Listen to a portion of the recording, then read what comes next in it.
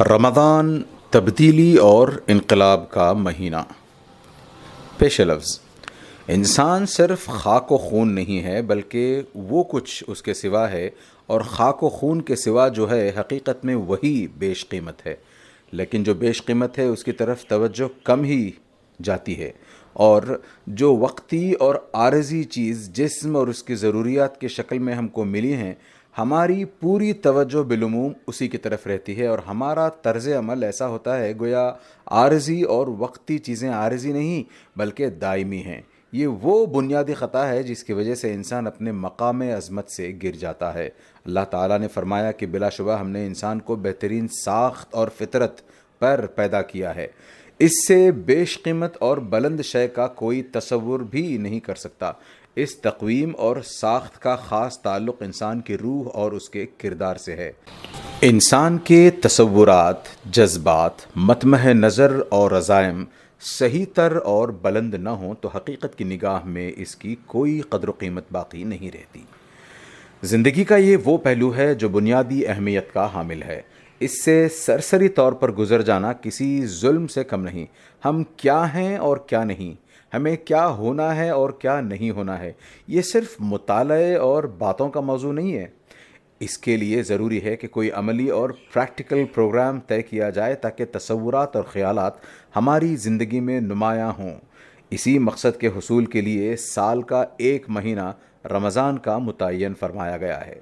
اس مہینے سے قرآن کا خاص تعلق بھی ہے، اور قرآن کا مقصود بھی وہی ہے جو رمضان کے روزے کا ہے۔ اس سے تقویٰ سے تعبیر کیا گیا ہے۔ تقویٰ ایک جامع اصطلاح ہے جس کا تعلق فکر و جذبے، روش اور عمل سب سے ہے۔ یہ شعور زندگی بھی ہے، شعور حقیقت بھی ہے اور شعور الہی بھی ہے۔ روزہ اور رمضان سے متعلق میرے متفرق مضامین اور احساسات کو عزیزم ابوالعلا سید سبحانی نے قدر کی نگاہ سے دیکھا اور سوچا کہ کہیں یہ چیز ضائع نہ ہو جائے۔ ان کو ایک خاص ترتیب سے لہٰذا جمع کیا تاکہ یہ چیزیں محفوظ ہو جائیں اور شائقین ان سے بآسانی استفادہ بھی کر سکیں۔ محمد فاروق خان۔ استقبال رمضان۔ رمضان المبارک کے آتے ہی فضا میں خوشی کی ایک لہر دوڑ جاتی ہے۔ حقیقت یہ ہے کہ یہ مہینہ نیکیوں کی بہار کا مہینہ ہے۔ یہ مہینہ ہماری تربیت کے لیے آتا ہے۔ اس مہینے میں اگر اپنی تربیت کی طرف پوری توجہ دی جائے تو پھر اس کے اچھے اثرات سال بھر نمایاں طور پر باقی رہیں گے۔ اس دنیا میں انسان کے بھٹکنے اور بے راہ روی اختیار کرنے کے مواقع ہر جگہ پائے جاتے ہیں۔ اس کی اشد ضرورت ہے کہ آدمی اپنی تربیت اور تعمیر سیرت کی طرف خصوصی توجہ کرے اور وہ اس کی طرف سے ہرگز غافل نہ ہو۔ اس تربیت کی اہمیت کے پیش نظر قرآن نے رمضان کا پورا ایک مہینہ اس کے لیے مخصوص کر دیا ہے۔ قرآن میں ہے یا ایھا الذین آمنوا کتب علیکم الصیام کما کتب علی الذین من قبلکم لعلکم تتقون، سورۃ البقرہ آیت نمبر 183۔ اے ایمان والو، تم پر روزے فرض کیے گئے ہیں جیسا کہ تم سے پہلے لوگوں پر فرض کیے گئے تھے تاکہ تم تقوی حاصل کرو۔ اس سے معلوم ہوا کہ قرآن سے پہلے بھی لوگوں پر روزہ رکھنا فرض کیا گیا تھا۔ یہ روزہ جہاں ایک مقدس عبادت ہے، وہیں یہ ہماری اخلاقی اور روحانی تربیت کا بہترین ذریعہ بھی ہے۔ روزے سے مقصود یہ ہے کہ ہمارے اندر تقویٰ کی صفت پیدا ہو، ہم بے لگام نہ ہوں، اللہ کی عظمت ہمارے پیش نظر رہے، ہم خود کو غیر ذمہ دار نہیں بلکہ اللہ کے آگے جواب دہ سمجھنے لگ جائیں، زندگی کے کسی معاملے میں بھی وہ رویہ اختیار نہ کریں جو غلط، بے انصافی اور ظلم پر مبنی ہو۔ صاحب تقویٰ کا مطلب ہے گاڈ کانشس، یعنی جس کا دل کسی آن اپنے خالق و مالک کے احساس و خیال سے خالی نہ ہو بلکہ یہ خیال و احساس بڑھتا ہی چلا جائے۔ اپنی زندگی میں آدمی کوئی نہ کوئی اچھا یا برا کردار لازماً ادا کرتا ہے۔ ہماری زندگی کس کردار کے حامل ہو اور ہماری سیرت کیسی ہو، اس سلسلے میں قرآن پاک نے پوری رہنمائی کی ہے۔ اعلیٰ کردار کے بغیر شخصیت کی تکمیل یعنی پرفیکشن آف پرسنالٹی ممکن نہیں۔ قرآن کے مطالعے سے یہ معلوم ہوتا ہے کہ شخصیت کی تکمیل یا روح کی بالیدگی ہی مذہب کی تعلیمات اور شریعت کے احکام کا اصل مقصد ہے۔ اسی چیز کو قرآن نے تزکیے سے تعبیر کیا ہے اور بتایا ہے کہ رسول صلی اللہ علیہ وسلم کی اصل ذمہ داری یہ ہے کہ وہ تلاوت آیات الہی اور احکام و حکمت کی تعلیم کے ذریعے سے لوگوں کا تزکیہ کرے، یعنی ان کی شخصیتوں کو نکھارے اور بالیدگی عطا کرے۔ اللہ کے رسول صلی اللہ علیہ وسلم نے خود بھی صاف الفاظ میں فرمایا، انما بعثت لاتمم مکارم الاخلاق، بیہقی، میں اسی لیے بھیجا گیا ہوں کہ اخلاقی خوبیوں کو درجہ تکمیل تک پہنچا دوں۔ آدمی اخلاق و کردار کے لحاظ سے بلند نہیں ہو سکتا جب تک کہ وہ یہ نہ سمجھ لے کہ مادہ اور مادی افادیت ہی زندگی میں سب کچھ نہیں ہے، بلکہ اس کی نگاہ اصلاً خدائے بزرگ و برتر کی اس ذات پر ہو جس نے مادی ضروریات کا سامان بھی فراہم کیا ہے، لیکن وہ نہیں چاہتا کہ ہم عیش چند روزہ ہی کو اتنی زیادہ اہمیت دینے لگ جائیں کہ زندگی کی اعلیٰ حقیقتوں اور اس کی اعلیٰ ضرورتوں سے بالکل بے خبر ہو کر رہ جائیں۔ روزے میں آدمی سحر کے وقت سے لے کر سورج غروب ہونے تک کھانے پینے اور جنسی خواہشات پوری کرنے سے رکا رہتا ہے، لیکن اپنی روح کے لحاظ سے جس چیز کا نام روزہ ہے وہ یہ ہے کہ آدمی اس حقیقت کو دیکھ لے جس کو دنیا پرست لوگوں کی نگاہیں دیکھنے سے قاصر رہتی ہیں، اسے اپنی خواہشات پر قابو ہو۔ روزے کے لیے عربی میں صوم کا لفظ آتا ہے۔ صوم کا اصل معنی کسی کام سے رک جانے کے ہیں۔ تھمی ہوئی ہوا اور دوپہر کے وقت کو بھی صوم کہتے ہیں۔ اس تصور کے ساتھ سورج وسط آسمان میں رک جاتا ہے،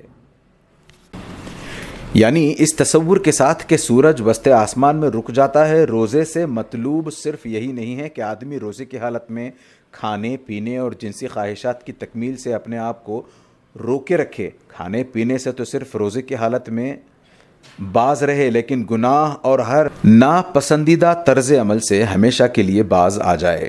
کھانے پینے کی طلب اور جنسی خواہش کوئی نامحمود خواہش نہیں ہے، یہ طلب اور خواہش تو اللہ نے خود ہمارے اندر رکھی ہے۔ ان کو ختم کر دینا یا ان کا استیصال مقصود نہیں ہے، مقصود صرف یہ ہے کہ ان خواہشات کو بے قید نہ رکھا جائے بلکہ ان کو حدود اور ضابطوں کا پابند بنایا جائے، ورنہ سوسائٹی فساد اور بگاڑ سے بھر جائے گی اور انسان خود اپنی قدر و قیمت کو فراموش کر بیٹھے گا۔ روزے کی حالت میں آدمی حلال کھانے بھی نہیں کھاتا۔ عام حالات میں وہ کھانا کھائے مگر وہ حرام کمائی کا نہ ہو، اس کے اندر توانائی تو ہو مگر زندگی کی ہوسناکیوں کی نظر ہو کر نہ رہ جائے۔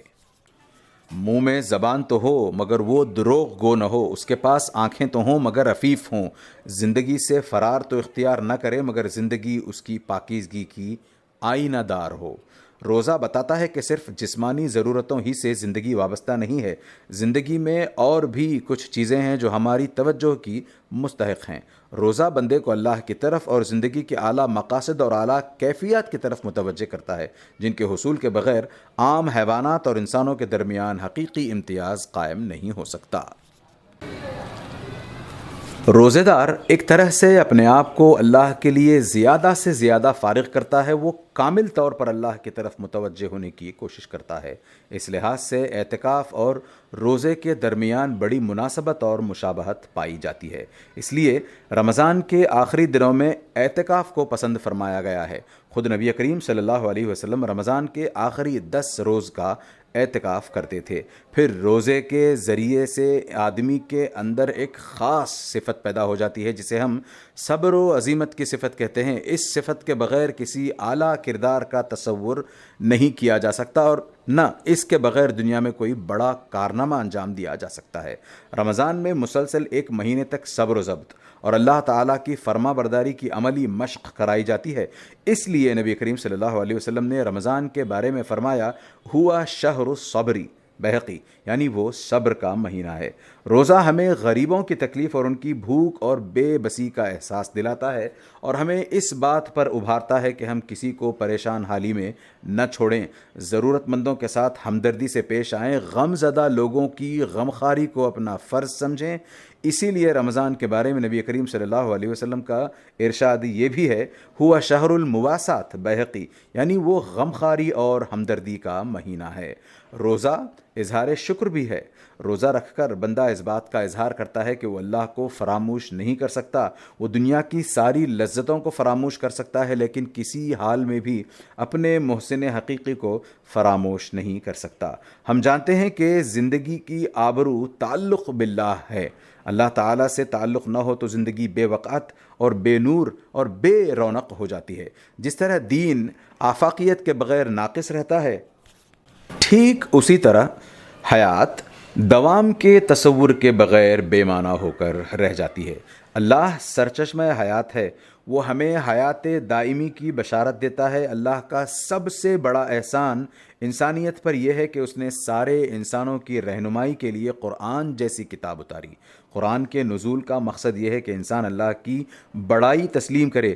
روزے کا بھی ایک اہم مقصد یہ ہے، لِتُكَبِّرُ اللَّهَ، سورۃ البقرہ آیت نمبر 185، تاکہ تم اللہ کی بڑائی بیان کرو، جس کی عملی شکل نماز تراویح اور مہینے کے اختتام پر نماز دو گانا ہے۔ روزہ رکھ کر بندہ اللہ کی بڑائی کے آگے سر جھکا دیتا ہے۔ دنیا میں اللہ کی بڑائی قائم ہو وہ اس کا درخواست گار ہوتا ہے۔ روزے دار شخص بھوک و پیاس برداشت کر لیتا ہے، لیکن اللہ کے حکم کی خلاف ورزی نہیں کرتا۔ وہ جانتا ہے کہ وہ اپنے کسی فعل و حرکت کو اللہ سے نہیں چھپا سکتا۔ اس طرح روزہ رکھ کر وہ اس احساس کو زندہ رکھتا ہے کہ اس کا اللہ اس سے کہیں دور ہرگز نہیں ہے۔ اس کی موجودگی کا شعور اس کے اندر کتنے ہی نازک احساسات کو بیدار کرتا ہے اور اس کا دل خشیت الہی سے معمور ہو جاتا ہے۔ رمضان کا مہینہ روزے کے لیے مخصوص کر دینے کی وجہ سے سب کو ایک ساتھ روزہ رکھنا پڑتا ہے۔ اس طرح ایک ساتھ مل کر روزہ رکھنے سے پورے ماحول کی فضا بدل جاتی ہے۔ ساری فضا روحانی ہو جاتی ہے۔ کم ہمت اور کم زور ارادے کے آدمی کے لیے بھی نیکی کی راہ اختیار کرنی آسان ہو جاتی ہے۔ نبی کریم صلی اللہ علیہ وسلم کے ارشادات اور اسلام کی تعلیمات پر غور و فکر کرنے سے جو چیز ہمارے سامنے آتی ہے وہ یہ ہے کہ اللہ کے غضب یا جہنم کی آگ سے آزاد ہونے اور انسان کے نجات یافتہ ہونے کی پہچان اگر کوئی ہے تو یہ ہے کہ آدمی برائیوں سے نجات پالے، ظلم و ستم سے اپنا ہاتھ روک لے، خود غرضی کی لعنت سے اپنے آپ کو دور رکھے، اللہ کے بندوں کے لیے اس کے اندر نفرت کی بجائے محبت ہو، وہ لوگوں کا یار و مددگار اور ہمدرد ہو، ساری انسانیت کی بہی خواہی اس کے پیش نظر ہو، ہر طرح کی تنگ نظری اور تنگ دلی سے اپنے آپ کو پاک رکھے۔ یہی ثبوت ہوگا کہ اللہ سے اس کا رشتہ مضبوط اور مستحکم ہے اور تقویٰ اور خدا ترسی کی زندگی اسے حاصل ہے، جو رمضان کی آمد کا خاص مقصد ہے۔ یہ رمضان ہر سال آتا ہے تاکہ ہم اپنی کوتاہیوں کی تلافی کر سکیں اور اپنے اندر تقویٰ کی صفت زیادہ سے زیادہ پیدا کر سکیں۔ ہم میں سے ہر ایک کو اس کا حریص ہونا چاہیے کہ ہم خدا ترس اور بہترین انسان بن سکیں۔ حسن اخلاق میں جو حسن پایا جاتا ہے وہ کسی پھول میں نہیں پایا جاتا، اور حسن کردار اور حسن عمل میں جو کشش اور جاذبیت پائی جاتی ہے اسے کہیں اور تلاش نہیں کیا جا سکتا۔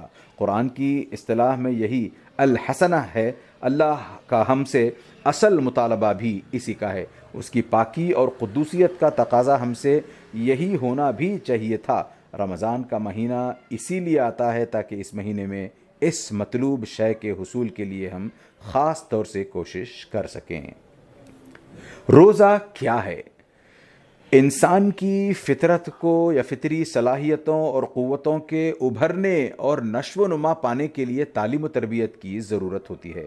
اس کے علاوہ عام طور پر ذہنوں پر مادی اور افادی پہلو کا اس قدر غلبہ ہوتا ہے کہ آدمی کے لیے یہ حد درجے مشکل ہوتا ہے کہ وہ چیزوں کو ان کی فطری پاکیزگی میں دیکھ سکے اور زندگی کی اہم قدروں اور بیش قیمت حقیقتوں کو سمجھ سکے۔ روزہ ایک مقدس عبادت اور ہماری روحانی اور اخلاقی تربیت کا ایک بہترین ذریعہ ہے۔ روزے کا اصل مقصد طہارت روح اور تقویٰ ہے۔ چنانچہ قرآن میں ارشاد ہوا ہے، یا ایھا الذین آمنوا کتب علیکم الصیام کما کتب علی الذین من قبلکم لعلکم تتقون، سورۃ البقرہ آیہ نمبر 183۔ اے ایمان والو، تم پر روزے فرض کیے گئے ہیں جیسا کہ تم سے پہلے لوگوں پر فرض کیے گئے تھے تاکہ تم تقویٰ حاصل کر سکو۔ جب تک آدمی میں ضبط نفس نہ ہو اس کے اندر تقوی کی کیفیت پیدا نہیں ہو سکتی۔ خواہشات سے مغلوب انسان کو نہ اللہ کی عظمت کا احساس ہوتا ہے اور نہ وہ زندگی کی اعلیٰ حقیقتوں اور ضرورتوں کو محسوس کر پاتا ہے۔ غالب بہیمیت اسے اس کا موقع ہی نہیں دیتی کہ وہ اپنی فطری یا فطرت کے حقیقی تقاضوں کی طرف توجہ دے سکے۔ روزہ اس بات کا عملی مظاہرہ ہے کہ اکل و شرب اور جنسی خواہش کی تکمیل کے علاوہ بھی کوئی چیز ہے جو ہماری توجہ کی طالب ہے۔ روزہ بندے کو اللہ کی طرف اور زندگی کی ان اعلیٰ حقیقتوں کی طرف متوجہ کرتا ہے جو حیات انسانی کا اصل سرمایہ ہیں۔ وہ بندے کو تجرید کے اس اعلیٰ مقام پر پہنچا دیتا ہے جہاں بندہ اپنے رب سے بے حد قریب ہو جاتا ہے، جہاں تاریکیاں چھٹ جاتی ہیں اور نفسیاتی حجابات اٹھ جاتے ہیں۔ اسی حقیقت کے پیش نظر علماء نے کہا، کم من مفطر صائم و کم من صائم مفطر، کتنے ہی لوگ روزے سے نہیں ہوتے ہیں، اس کے باوجود حقیقت کے اعتبار سے وہ روزے دار ہوتے ہیں، اور کتنے ہی لوگ روزہ رکھتے ہوئے بھی در حقیقت روزے دار نہیں ہوتے۔ روزہ بظاہر اس چیز کا نام ہے کہ آدمی سحر کے وقت سے لے کر سورج غروب ہونے تک کھانے پینے اور جنسی خواہشات پوری کرنے سے رکا رہے، لیکن اپنی روح کے لحاظ سے روزہ جس چیز کا نام ہے وہ یہ ہے کہ آدمی کو اپنی خواہشات پر قابو ہو اور اسے تقوی کی زندگی حاصل ہو۔ بسا اوقات ایسا ہوتا ہے کہ آدمی بظاہر تو روزے سے ہوتا ہے لیکن حقیقت میں اس کا روزہ نہیں ہوتا، اس کی نگاہیں عفیف نہیں ہوتی، نہ اس کی زندگی پاکیزگی اور خدا ترسی کی آئینہ دار ہوتی ہے۔ روزے کے لیے قرآن مجید نے جو لفظ استعمال کیا ہے وہ صوم ہے۔ اس کے لغوی معنی احتراز اور اجتناب اور خاموشی کے ہیں۔ امام راغب فرماتے ہیں، صوم کے اصل معنی کسی کام سے رک جانے کے ہیں، خواہ اس کا تعلق کھانے پینے سے ہو یا بات چیت کرنے سے اور چلنے پھرنے سے ہو۔ اسی وجہ سے گھوڑا چلنے پھرنے یا چارہ کھانے سے رک جائے تو اسے صائم کہتے ہیں۔ شاعر کہتا ہے کہ بعض گھوڑے نہیں کھا رہے تھے اور بعض چارہ کھا رہے تھے۔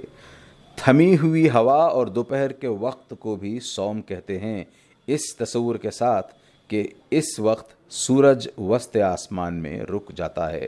اس تشریح سے معلوم ہوا کہ در حقیقت کسی چیز سے رک جانے کی کیفیت کا نام صوم ہے۔ روزہ حقیقت میں اس ہی شخص کا ہے جو روزے کی حالت میں تو کھانے پینے اور جنسی خواہشات پوری کرنے سے باز رہے، لیکن گناہوں کے ارتکاب اور ناپسندیدہ طرز عمل کو ہمیشہ کے لیے ترک کر دے۔ روزہ اپنے آپ کو اللہ کے لیے ہر چیز سے فارغ کر لینے اور کامل طور پر اللہ کی طرف متوجہ ہونے کا نام ہے۔ اس پہلو سے روزے کو اعتکاف سے بڑی مناسبت ہے۔ یہی وجہ ہے کہ اعتکاف کے ساتھ روزہ رکھنا بھی ضروری سمجھا گیا ہے، بلکہ قدیم شریعت میں روزے کی حالت میں بات چیت سے بھی اعتراض کیا جاتا تھا۔ چنانچہ قرآن میں ہے کہ حضرت عیسیٰ علیہ السلام کی پیدائش کے موقع پر مریم علیہ السلام بے حد پریشان ہوئیں اور انہوں نے یہاں تک کہا کہ کاش میں اس سے پہلے مر جاتی اور لوگ مجھے بالکل بھول جاتے۔ اس وقت انہیں تسلی دیتے ہوئے کہا گیا، فَإِمَّا تَرَيِنَّ مِنَ الْبَشَرِ أَحَدًا فَقُولِي إِنِّي نَذَرْتُ لِلرَّحْمَنِ صَوْمًا فَلَنْ أُكَلِّمَ الْيَوْمَ إِنسِيًّا۔ پھر اگر تو کسی آدمی کو دیکھے تو اشارے سے کہہ دینا، میں نے رحمان کے لیے روزے کی نظر مانی ہے، میں آج کسی آدمی سے نہ بولوں گی۔ سورہ مریم آیت نمبر 26۔ روزے میں انسان کو فرشتوں سے بڑی حد تک مشابہت حاصل ہوتی ہے۔ فرشتے کھانے پینے کی ساری ضرورتوں سے مستغنی ہیں، ان کی غذا اللہ کی حمد و تسبیح ہے۔ روزے کی حالت میں مومن بندہ بھی خواہشات نفس اور کھانے پینے سے کنارہ کش ہو کر خدا کی عبادت اور بندگی میں مصروف نظر آتا ہے۔ روزہ رکھ کر بندہ اپنے نفس کی خواہشات پر قابو پاتا ہے۔ اس شخص سے جو اپنے نفس کو زیر نہ کر سکے، آپ اس بات کی توقع نہیں کر سکتے کہ وہ حق کی حمایت اور باطل کے استیصال کے لیے جان توڑ کوشش کر سکتا ہے۔ جہاد کے لیے صبر اور عزیمت دونوں درکار ہیں۔ صبر اور عزیمت روزے کی خصوصیات میں سے ہیں، اسی لیے نبی کریم صلی اللہ علیہ وسلم نے روزے کے مہینے کو صبر کا مہینہ کہا ہے۔ رمضان کے مہینے میں مسلسل 1 مہینے تک صبر و ضبط اور اللہ تعالیٰ کی اطاعت کی مشق کرائی جاتی ہے۔ روزہ مقدس ترین عبادت ہے۔ روزہ اللہ کی بڑائی اور عظمت کا مظہر اور اظہار شکر کا ذریعہ ہے۔ روزے کے ذیل میں قرآن مجید میں جہاں لعلکم تتقون یعنی تقوی تاکہ تم حاصل کر سکو فرمایا گیا۔ وہیں یہ بھی ارشاد ہوا وَلِتُكَبِّرُوا اللَّهَ عَلَى مَا هَدَاكُمْ وَلَعَلَّكُمْ تَشْكُرُونَ سورۃ البقرہ آیت نمبر 185، اور تاکہ اس ہدایت پر جو تمہیں بخشی گئی ہے تم اللہ تعالیٰ کی بڑائی کرو اور تاکہ تم شکر کرو۔ بنی نوع انسان پر یوں تو اللہ کے بے شمار احسانات ہیں، لیکن اس کا سب سے بڑا احسان یہ ہے کہ اس نے ہمیں قرآن جیسی نعمت سے نوازا۔ قرآن نے انسانیت کو حیات ابدی کا راستہ دکھلایا، انسان کو اخلاق کے اس بلند مرتبے سے آشنا کیا جس کا عام حالات میں تصور بھی نہیں کیا جا سکتا۔ روزہ رکھ کر بندہ اللہ کی اس عظیم عطا اور بخشش پر خوشی اور شکر گزاری کا اظہار کرتا ہے۔ انسان اللہ کا بندہ اور اس کا عبادت گزار ہے، اللہ اس کا آقا اور معبود ہے۔ انسان کے لیے خوشی اور مسرت کا بہترین اور کامل ذریعہ وہی ہے جس سے اس تعلق اور رشتے کا اظہار ہوتا ہے جو رشتہ اور تعلق اس کا اپنے اللہ سے ہے۔ ہم اس کے ہیں، ہمارا پوچھنا کیا۔ یہ اظہار تعلق فطری طور پر اللہ تعالیٰ کے احسانات کا اعتراف بھی ہوگا جو شکر کی اصل بنیاد ہے۔ رمضان کا مہینہ خاص طور پر روزے کے لیے اس لیے منتخب فرمایا گیا ہے کہ یہی وہ مبارک مہینہ ہے جس میں قرآن نازل ہونا شروع ہوا۔ نزول قرآن اور روزے میں بڑی مناسبت پائی جاتی ہے۔ قرآن جن مقاصد کے تحت نازل ہوا ہے ان کے حصول میں روزہ معاون ثابت ہوتا ہے۔ رمضان میں ایک ساتھ مل کر روزہ رکھنے سے نیکی اور روحانیت پیدا ہو جاتی ہے جس کا دلوں پر گہرا اثر پڑتا ہے۔ کم ہمت اور کم زور ارادے کے آدمی کے لیے بھی نیکی اور تقوی کی راہ پر چلنا آسان ہو جاتا ہے۔ کامیاب وہی ہے جس پر یہ حقیقت آشکار ہو گئی کہ اس کی ذمہ داری صرف روزے کے ظاہری آداب و شرائط کی نگہداشت تک محدود نہیں ہے، بلکہ اس کا یہ فرض بھی ہے کہ وہ روزے کے اصل مقاصد سے غافل نہ ہو۔ روزے کا اولین مقصد اور اس کی غرض و غایت صرف روزے کے زمانے تک مطلوب نہیں ہے، بلکہ انسان کے ساتھ اس کا تعلق پورے عرصہ حیات سے ہے۔ قدیم صحائف میں بھی ایسے روزوں کو بے وقت قرار دے دیا گیا جن کا تقوی، اخلاص اور اعلیٰ اخلاق سے کوئی تعلق نہ ہو۔ ذیل کے فقرے کس قدر مؤثر ہیں۔ پس اب تم اس طرح کا روزہ نہیں رکھتے ہو کہ تمہاری آواز عالم بالا پر سنی جائے۔ کیا یہ وہ روزہ ہے جو مجھ کو پسند ہے؟ کیا وہ روزہ جو میں چاہتا ہوں یہ نہیں کہ ظلم کی زنجیریں توڑیں اور جوئے کے لیے بندھن کھولیں اور مظلوموں کو آزاد کریں، بلکہ ہر ایک جوئے کو توڑ ڈالیں؟ کیا یہ نہیں کہ تو اپنی روٹی بھوکوں کو کھلائے اور مسکینوں کو جو آوارہ ہیں اپنے گھر میں لائے، اور جب کسی کو ننگا دیکھے تو اسے پہنائے، اور تو اپنے ہم جنس سے روپوشی نہ کرے؟ تب تیری روشنی صبح کی مانند پھوٹ نکلے گی، اور اگر تو اپنے دل کو بھوکی کی طرف مائل کر دے اور آزردہ دل کو آسودہ کر دے تو تیرا نور تاریکی میں چمکے گا اور تیری تیرگی دوپہر کی مانند ہو جائے گی۔ یسیعہ 85:4-10۔ اگر روزے سے واقعتاً فائدہ اٹھایا جائے تو وہ آدمی کو اس مقام پر کھڑا کر دیتا ہے کہ اسے ہمہ وقت اپنی ذمہ داری کا احساس رہتا ہے۔ اس کے شب و روز کبھی بے خوفی اور بے پرواہی کے ساتھ بسر نہیں ہوتے۔ وہ ہمیشہ گناہوں اور ناپسندیدہ کاموں سے اجتناب کرے گا اور اپنے مقصد زندگی کو پیش نظر رکھے گا۔ روزہ ایک ضرورت۔ اسلام نے اصلاً جس چیز کا انسان سے مطالبہ کیا ہے وہ اس کے سوا اور کچھ نہیں ہے کہ انسان اپنی فطرت کے اصل تقاضوں کو سمجھے اور انہیں پورا کرنے کی کوشش کرے۔ وحی کے ذریعے اللہ نے انسان کو اس کی اپنی ہی فطرت کے تقاضے یاد دلائے ہیں۔ اللہ نے انسان کو اپنی خاص عنایت سے نوازا ہے، اسے عام مخلوقات کے مقابلے میں شرف اور عظمت عطا کی ہے، اسے یہ صلاحیت بخشی ہے کہ وہ زندگی کے اعلیٰ مفہوم سے واقفیت حاصل کر سکے۔ یہی چیز ہے جو اسے عام حیوانات سے ممتاز کرتی ہے، لیکن کم ہی لوگ ہیں جنہیں اس کا صحیح احساس ہے۔ عام طور پر ذہنوں پر افادی پہلو غالب ہوتا ہے۔ ایسی صورت میں کسی شے کو اس کی فطری پاکیزگی میں دیکھنا ممکن نہیں رہتا۔ یہی وجہ ہے کہ بالعموم لوگ زندگی کی اہم قدروں اور بیش قیمت حقیقتوں کو سمجھنے سے قاصر رہ جاتے ہیں۔ انسان کی فطرت کچھ اس طرح کی واقع ہوئی ہے کہ اس کی فطری صلاحیتوں اور قوتوں کے ابھرنے اور نشو و نما پانے کے لیے تعلیم و تربیت کی ضرورت پیش آتی ہے۔ روزہ جسے اللہ نے ہم پر فرض کیا ہے، ایک مقدس ترین عبادت ہی نہیں بلکہ وہ ہماری تربیت کا ایک بہترین ذریعہ بھی ہے۔ روزے کا اصل مقصد طہارت روح اور تقویٰ ہے۔ پاکیزگی حاصل کرنے کے لیے اور تقویٰ کے مقام مطلوب تک پہنچنے کے لیے روزہ ایک اہم ذریعے کی حیثیت رکھتا ہے۔ یہی وجہ ہے کہ روزہ پچھلی امتوں پر بھی فرض رہا ہے۔ ضبط نفس کے بغیر انسان کے اندر تقویٰ کی کیفیت پیدا نہیں ہو سکتی۔ روزہ ضبط نفس کا ایک مؤثر اور فطری ذریعہ ہے۔ اس کے ذریعے انسان کو اپنی نفسانی خواہشات پر قابو حاصل ہوتا ہے۔ خواہشات کا بندہ اللہ کی عظمت سے بے خبر ہوتا ہے۔ اس کی خواہشات اسے زندگی کی اعلیٰ حقیقتوں اور ضرورتوں کی طرف سے غافل بنا دیتی ہیں۔ یہ جو کہا گیا ہے کہ اللہ کے نزدیک بھرے ہوئے پیٹ سے زیادہ مبغوض شے اور کوئی نہیں، تو اس کی وجہ یہی ہے کہ ایسا آدمی غفلت کا شکار ہوتا ہے۔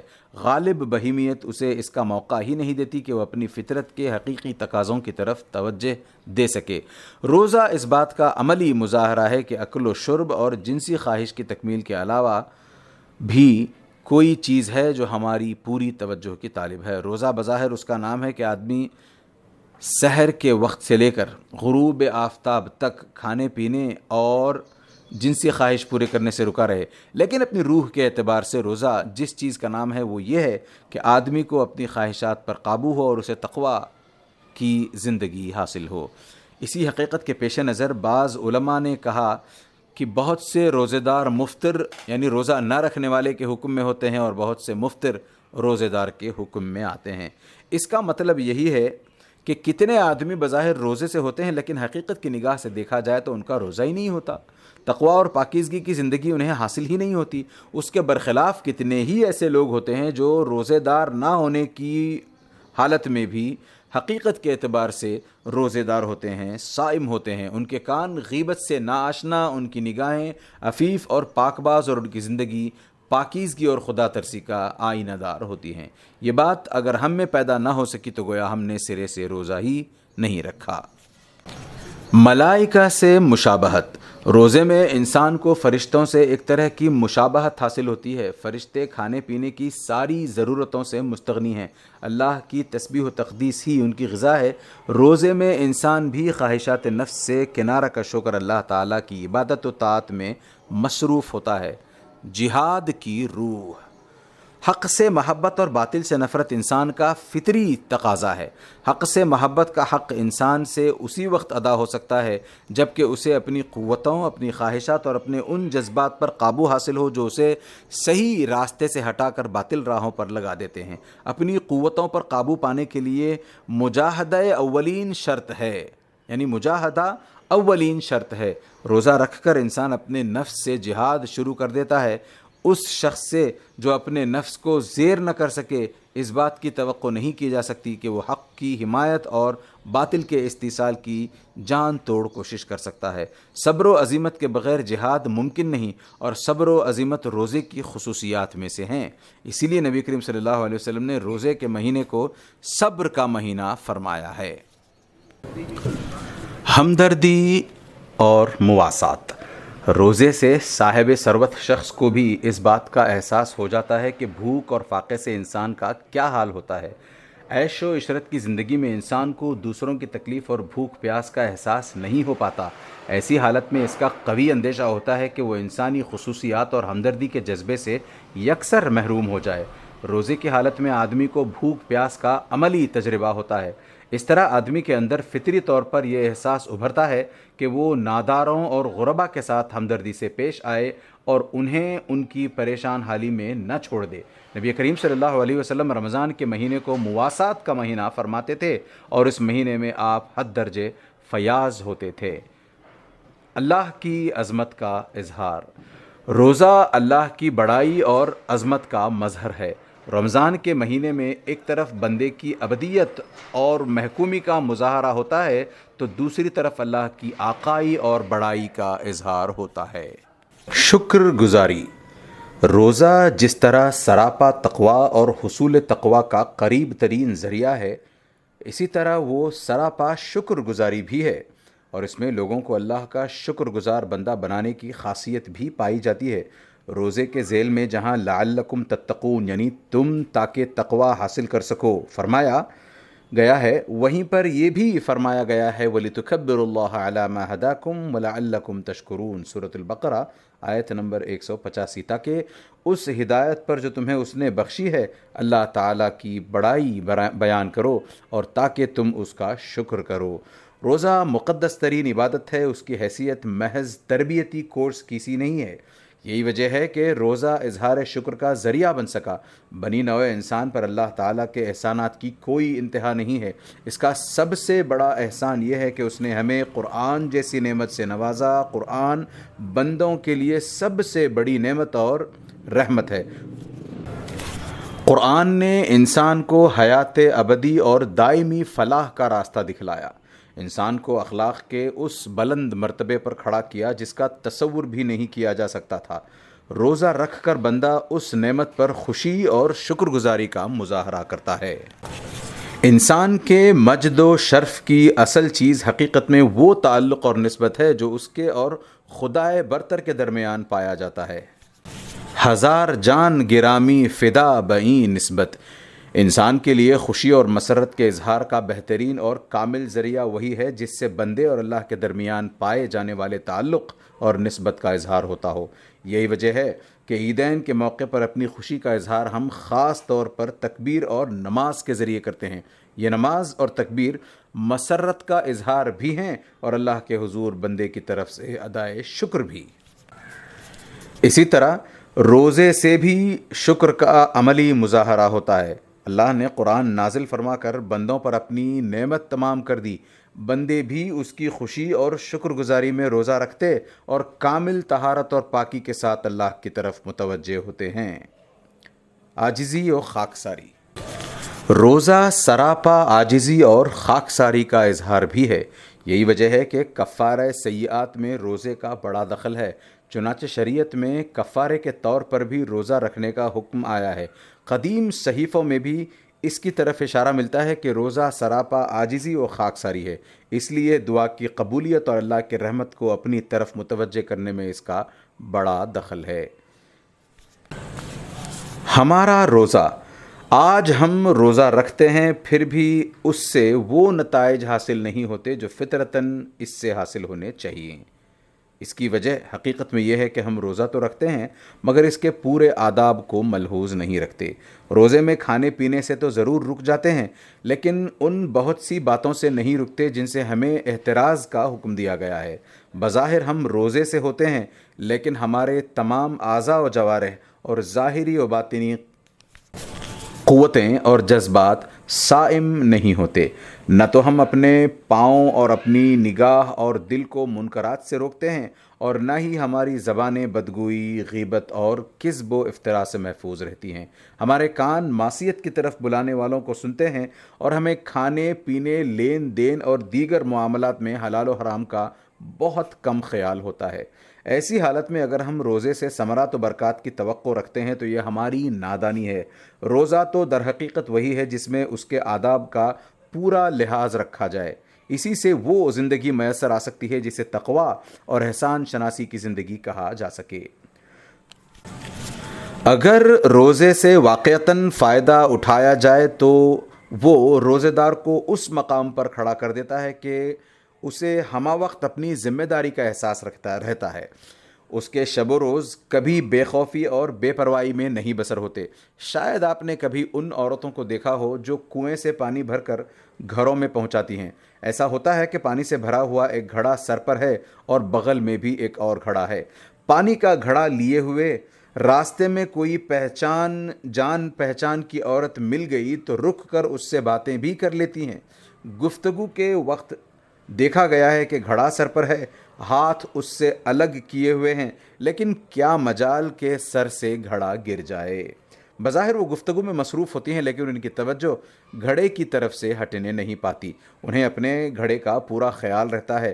یہی وجہ ہے کہ گھڑا گرنے سے محفوظ رہتا ہے. روزے کا بھی حال کچھ ایسا ہی ہے. اس میں بھی آدمی کو ہمہ وقت اس کا احساس ہونا چاہیے کہ وہ روزے سے ہے. وہ اپنے روزے کی طرف سے غافل نہ ہو, روزے کی حفاظت کو اپنا فرض سمجھے. کامیاب ہے وہ شخص جس پر یہ حقیقت کھل گئی کہ اس کی ذمہ داری صرف روزے کی ظاہری آداب و شرائط کی نگہداشت تک محدود نہیں ہے, بلکہ اس سے آگے بھی اس کی ذمہ داری ہے کہ وہ روزے کے اصل مقصد سے غافل نہ ہو. آپ جانتے ہیں کہ روزے کی جو اصل غرض و غایت ہے وہ صرف روزے کے زمانے میں مطلوب نہیں ہے, بلکہ اس کا تعلق انسان کے پورے عرصۂ حیات سے ہے. روزہ ایک فطری مجاہدہ. اسلامی عبادات اور غیر اسلامی عبادات میں بہت فرق پایا جاتا ہے.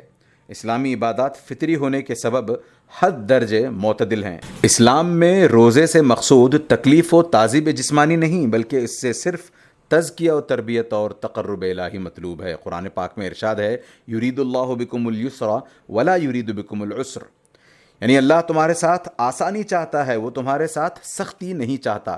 یہی وجہ ہے کہ اسلام میں ان سخت ترین ریاضتوں کو ممنوع قرار دیا گیا ہے جو مختلف قوموں نے تقرب الہی کے لیے اختیار کی تھیں.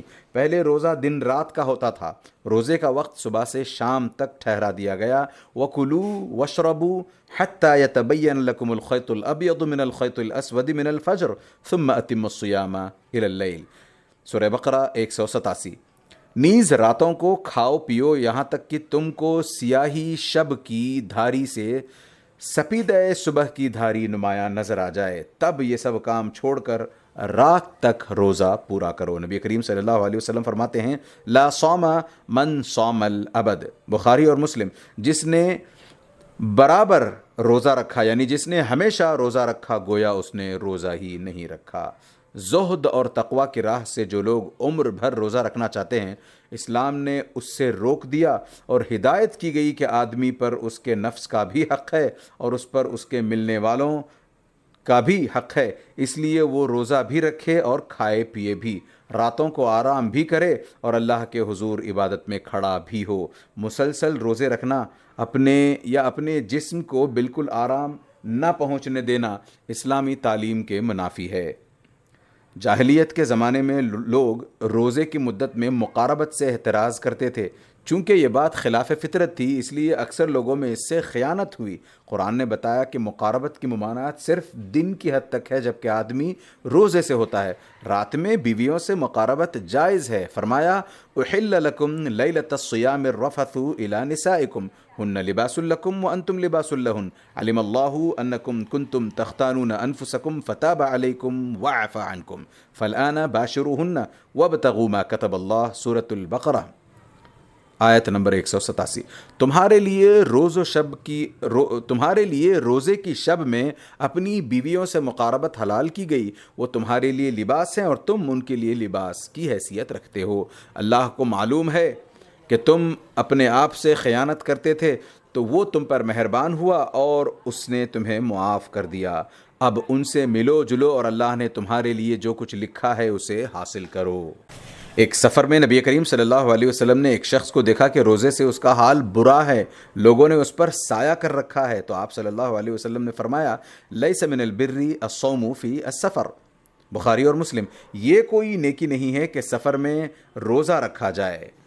اسی طرح ایک صحابی سال بھر روزے سے رہے جس کی وجہ سے ان کی شکل و صورت بدل گئی. جب نبی کریم صلی اللہ علیہ وسلم کے علم میں یہ بات آئی تو آپ نے ان سے فرمایا, لما عذبت نفسک. ابو داؤد کی روایت ہے کہ کیوں تم نے اپنے آپ کو عذاب میں ڈال دیا. مسافروں کو اس بات کی رخصت ہے کہ وہ روزے کو قضا کر دیں اور سفر سے واپسی کے بعد اسے پورا کریں. اسی طرح ضعیفوں اور بیماروں کو بھی شریعت نے رعایت بخشی ہے. جس طرح روزے کے زمانے میں دن میں کھانے پینے سے روکا گیا ہے, اسی طرح اللہ کے رسول صلی اللہ علیہ وسلم نے یہ بھی فرمایا, تسحروا فإن فی السحور برکہ. بخاری اور مسلم. سحری کھا لیا کرو کیونکہ سحری کے کھانے میں برکت ہے. ایک اور روایت ہے، دن کے گزارنے میں سحر کے کھانے سے مدد لو اور قیام لیل تہجد کے لیے اٹھنے میں دن کے قیلولے سے مدد حاصل کرو۔ مطلب یہ ہے کہ سحری کھانے سے روزہ رکھنا تمہارے لیے آسان ہو جائے گا، روزے سے اللہ کی عبادت اور دوسرے ضروری کام تم بآسانی انجام دے سکو گے، یہ تمہارے لیے برکت کی بات ہوگی۔ اسی طرح نبی کریم صلی اللہ علیہ وسلم نے فرمایا، لا یزال الناس بخیر ما عجلوا الفطرہ، بخاری اور مسلم، جب تک لوگ افطار میں جلدی کریں گے حالت خیر میں رہیں گے۔ اوپر کی تفصیل سے یہ بخوبی اندازہ ہوتا ہے کہ روزہ انسان کے تزکیے اور تربیت کے لیے ہے، اس سے مقصود تعذیب و تکلیف ہرگز نہیں ہے۔ تزکیہ نفس کے لیے ضبط نفس اور مجاہدہ اور ریاضت کی ضرورت پیش آتی ہے۔ روزہ ایک معتدل اور فطری مجاہدہ و ریاضت ہے۔ روزہ اور تزکیہ نفس۔ رمضان کا مہینہ بڑا مبارک مہینہ ہے، یہی وہ مہینہ ہے جس میں قرآن کے نزول کا آغاز ہوا۔ وہ قرآن جو بنی نوع انسان کے لیے کتاب ہدایت ہے، اس کی روشنی میں انسان وہ راہ پا سکتا ہے جو صراط مستقیم یعنی سیدھی اور صحیح راہ ہے، جس کو اختیار کر کے انسان اپنی زندگی کو کامیابی سے ہمکنار کر سکتا ہے اور ہر طرح کی گمراہیوں سے، خواہ فکر و نظر کی گمراہی ہو یا طرز عمل کی گمراہی، اس سے مامون اور محفوظ ہو سکتا ہے۔ قرآن بتاتا ہے کہ مختلف افکار و نظریات میں صحیح نظریات کیا ہیں، مختلف قسم کے جذبات و احساسات میں صحیح اور بیش قیمت جذبات کیا ہیں جن سے ہمارے قلب کو معمور ہونا چاہیے، اور مختلف قسم کے طرز عمل میں انسان کے لیے صحیح اور فطری طرز عمل کیا ہو سکتا ہے۔ الغرض قرآن بنی نوع انسان کے لیے ایک کامل رہنما کتاب ہے جو علم، بصیرت، حکمت اور پاکیزہ زندگی کی دعوت دیتا ہے۔ وہ فکری و عملی انتشار اور پراگندگی سے بچاتا ہے اور اس نظام فکر و عمل سے باخبر کرتا ہے جس سے بڑھ کر صحیح اور فطری نظام زندگی کا تصور نہیں کیا جا سکتا۔ قرآن جس فکر و عمل کی تعلیم دیتا ہے وہ ہر قسم کے نقائص سے پاک ایک متوازن اور کامل نظام فکر و عمل ہے۔ قرآن نے انسان کی زندگی میں جس چیز کو سب سے زیادہ اہمیت دی ہے وہ اس کی شخصیت ہے۔ شخصیت کی تعمیر اس کی ساری تعلیمات کا ماحصل ہے۔ اسی شخصیت اور سیرت کی تعمیر کو قرآن تزکیہ نفس سے تعبیر کرتا ہے۔ یہی تزکیہ مقصود حیات اور تعلیمات قرآن کا حاصل ہے۔ اسی لیے اس کے حصول کو قرآن فلاح اور کامیابی سے موسوم کرتا ہے۔ چنانچہ قرآن میں ہے، قد افلح من تزکا، کامیاب ہو گیا وہ شخص جس نے اپنا تزکیہ کر لیا۔ ایک دوسری جگہ ارشاد ہے، جنات عدن تجری من تحتها الانہار خالدین فیہا وذالک جزاء من تزکا، ان کے لیے سدا بہار باغات ہیں جن کے نیچے نہریں بہتی ہوں گی، ان میں وہ مستقل رہیں گے، یہ بدلہ ہے اس کا جس نے اپنا تزکیہ کیا۔ ایک اور جگہ فرمایا، قد افلح من زکاہا وقد خاب من دساہا، کامیاب ہو گیا جس نے اپنا تزکیہ کیا اور نامراد ہوا وہ جس نے اپنے نفس کو دبایا۔ اس سے معلوم ہوا کہ قرآن کی تعلیمات کی اصل غرض و غایت تزکیہ نفس کے سوا کچھ اور نہیں ہے۔ یہ مقصود کتنا حسین اور خوشتر ہے، اس کو ہر صاحب ذوق محسوس کر سکتا ہے۔ تزکیہ نفس کا مفہوم یہ ہے کہ ہماری شخصیت میں ترقی کے جو امکانات رکھے گئے ہیں وہ دب کر نہ رہ جائیں بلکہ وہ ظہور میں آئیں۔ اس کو ایک مثال سے سمجھا جا سکتا ہے۔ گلاب کے ایک چھوٹے سے پودے میں یہ امکانات پائے جاتے ہیں کہ وہ نشو و نما پا کر سرسبز و شاداب ہو، اس میں شاخیں نکلیں، کلیاں آئیں اور ایک روز اس کی شاخوں پر گلاب کے مہکتے ہوئے خوبصورت پھول کھل جائیں۔ اگر ایسا ہوتا ہے تو سمجھیے کہ اس پودے کے اندر جو امکانات پائے جاتے تھے وہ کھل کر سامنے آئے، لیکن پھر گلاب کا وہ پودا پھول کھلنے سے پہلے ہی سوکھ گیا، یا کسی نے اس پودے کو کچل دیا یا اسے اکھاڑ کر پھینک دیا، ضائع کر دیا، تو ہم یہی کہیں گے کہ وہ پودا اپنے مقصد وجود تک نہ پہنچ سکا اور وہ ضائع اور برباد ہو گیا۔ ٹھیک یہی مثال انسان کی ہے۔ کوئی بھی انسان محض پیدا ہو جانے سے ہی کامیابی سے ہمکنار نہیں ہو جاتا، اور نہ وہ اپنے اس مقصد کو حاصل کر سکتا ہے جس کے لیے اسے زندگی عطا ہوئی ہے۔ اس کے لیے ضروری ہے کہ اس کے اندر ترقی اور بالیدگی کے جو امکانات رکھے گئے ہیں وہ معطل ہو کر نہ رہ جائیں، بلکہ ایک بہترین اور بے عیب شخصیت کی شکل میں ان کا اظہار ہو۔ ایسی مطلوب شخصیت کی تعمیر و تکمیل بہترین افکار، بہترین جذبات و اخلاق اور بہترین اعمال و کردار کے ذریعے سے ہوتی ہے۔ اب اگر ان میں سے کسی پہلو سے اس میں کوئی نقص اور خرابی پائی جاتی ہے تو اس کا مطلب یہی ہوگا کہ انسان ہوتے ہوئے آدمی منشاء حیات کو پورا کرنے سے قاصر رہ گیا۔ منشاء حیات کی تکمیل میں انسان سے جو قصور سرزد ہوتا ہے اس کے کئی وجوہ و اسباب ہوتے ہیں۔ کبھی اس کی وجہ یہ ہوتی ہے کہ وہ بے پرواہ ہو کر زندگی گزارتا ہے، اپنی ذمہ داری کا سرے سے وہ کوئی احساس ہی نہیں رکھتا۔ اس کے متعلق یہی کہا جائے گا کہ وہ گمراہی اور ضلالت میں پڑا ہوا ہے۔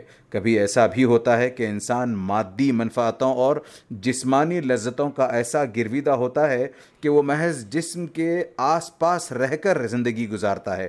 وہ نہیں جانتا کہ جسم کے علاوہ بھی کچھ ہے، وہ مادی ضروریات کے سوا بھی اس کی کچھ ضرورتیں ہو سکتی ہیں جو مادیت سے کہیں برتر و بیش قیمت ہو سکتی ہیں۔ ایسا شخص دنیاوی فوائد اور دنیاوی مسرتوں ہی کو سب کچھ سمجھ بیٹھتا ہے، اس کے سوا وہ کچھ اور نہیں سوچ سکتا، اور نہ اسے کسی اور چیز سے دلچسپی ہو سکتی ہے۔ کبھی ایسا ہوتا ہے کہ اس کے سامنے نبیوں اور پیغمبروں کی تعلیمات آتی ہیں تو وہ اپنی ذاتی دلچسپیوں اور سطحی قسم کے افکار کے مقابلے میں انہیں کوئی وزن نہیں دیتا، اور نہایت ڈھٹائی کے ساتھ وہ ان تعلیمات کی تکذیب پر آمادہ ہو جاتا ہے۔ سچی ہدایات اور عدل و انصاف اور حق پسندی کے بجائے وہ غیر منصفانہ رویہ اختیار کرتا ہے، اور یہ رویہ اختیار کرتے ہوئے اسے اپنے اخلاق و کردار کی فکر ہوتی ہے، نہ اس کا کوئی خیال ہوتا ہے کہ اس کا کوئی اللہ ہے جس کے سامنے وہ جواب دہ ہے اور ایک روز اس سے اس کی باز پرس ہوگی۔ کبھی آدمی کسی قومی یا گروہی تعصب میں مبتلا ہوتا ہے اور وہ اس تعصب کی قید سے نکل نہیں پاتا اور حق سے محروم ہو کر رہ جاتا ہے۔ کبھی بیجا پندار اور استکبار اس کی راہ میں رکاوٹ بن جاتا ہے اور وہ اپنی غلط روش پر مضبوطی کے ساتھ قائم رہتا ہے، اور کسی حال میں بھی اس کے لیے تیار نہیں ہوتا کہ اپنے طرز عمل پر نظر ثانی کرے۔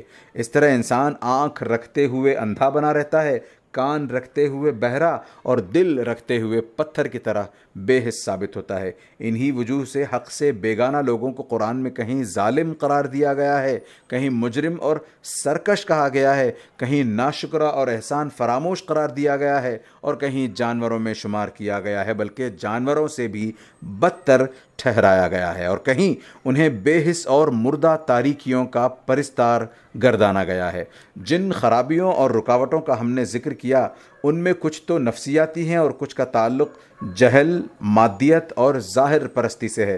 ظاہر پرستی اور مادیت کے غلبے کی وجہ سے آدمی نہ صرف یہ کہ اپنی ذمہ داریوں سے گریز کرتا ہے بلکہ وہ اپنی حیات کے بنیادی مقصد یعنی اپنی شخصیت کی تعمیر کو یکسر فراموش کر کے در حقیقت خود کشی کے جرم کا مرتکب ہوتا ہے۔ اس دنیا میں ہوش مندی کے ساتھ رہنے کے مقابل میں انسان کے غافل ہونے کے امکانات زیادہ پائے جاتے ہیں، اس لیے کہ یہ دنیا فتنوں سے بھری ہوئی ہے اور اس زندگی میں انسان کو مختلف قسم کے چیلنجوں کا سامنا کرنا پڑتا ہے جن کے مقابلے میں بالعموم وہ شکست کہا جاتا ہے۔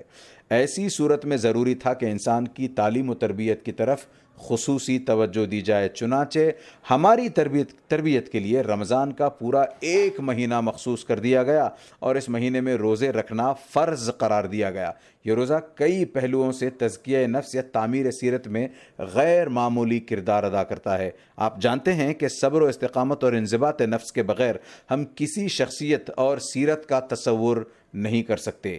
اسی لیے قرآن صبر و ثبات کو بنیادی اہمیت دیتے ہوئے کہتا ہے وَمَا يُلَقَّاهَا إِلَّا الَّذِينَ صَبَرُوا وَمَا يُلَقَّاهَا إِلَّا ذُو حَظٍّ عَظِيمٍ۔ سورہ فصلت۔ یہ چیز صرف ان لوگوں کو حاصل ہوتی ہے جو صبر سے کام لیتے ہیں، اور یہ چیز صرف اس کو حاصل ہوتی ہے جو بڑے نصیبے والا ہوتا ہے۔ صبر کی اسی بنیادی اہمیت کے پیش نظر آخرت کی کامیابی اور جنت جیسی نعمت ان کے حصے میں دکھائی گئی ہے جن کے اندر صبر کی کیفیت یا صفت پائی جاتی ہے۔ چنانچہ قرآن میں ہے فَوَقَاهُمُ اللَّهُ شَرَّ ذَلِكَ الْيَوْمِ وَلَقَّاهُمْ نَضْرَةً وَسُرُورًا وَجَزَاهُمْ بِمَا صَبَرُوا جَنَّةً وَحَرِيرًا۔ سورہ دہر۔ پس اللہ تعالیٰ نے انہیں اس دن کے شر سے بچا لیا اور انہیں تازگی و زیبائی اور سرور عطا فرمایا، اور جو صبر انہوں نے کیا اس کے صلے میں انہیں جنت اور ریشم عطا کیا۔ صبر و استقلال کی طرح تعمیر سیرت کے لیے یہ بھی ضروری ہے کہ آدمی صدق سے یعنی سچائی کی صفت سے متصف ہو، اس میں کوئی کھوٹ نہ ہو اور اس پر اعتماد کیا جا سکے۔ صدق کے بغیر آدمی آواز کی کمزوریوں اور کھوکھلے پن سے نجات نہیں پا سکتا۔